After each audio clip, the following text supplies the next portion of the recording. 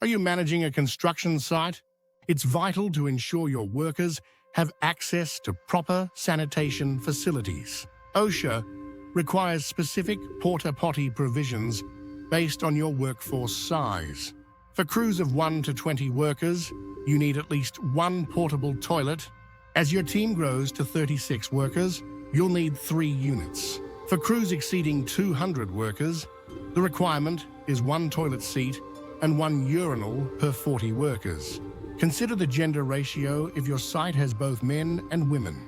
A suggested allocation is a 2.1 ratio of female to male facilities. It's essential to plan for privacy improvements and ADA-compliant units to create a comfortable workspace. Don't forget, various factors can impact your porta potty requirements. Longer shifts lead to more frequent restroom usage. Hot weather increases the number of visits, and the site layout should allow quick access to facilities.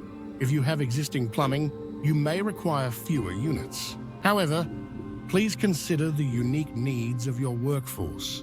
For example, women may require more time, necessitating additional units. Select the right types of porta potties for the job too. Standard construction units are durable, while high-rise units ensure access for elevated work areas. Regular maintenance is crucial. Schedule cleanings based on the number of units and worker density. Consider deep cleans for high-traffic areas to maintain sanitary conditions.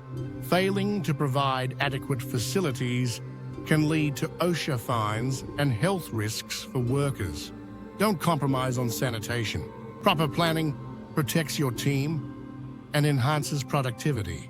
Now, ensure you assess your construction site's specific needs for porta potty provisions and take action. Your workers' health and project success depend on it.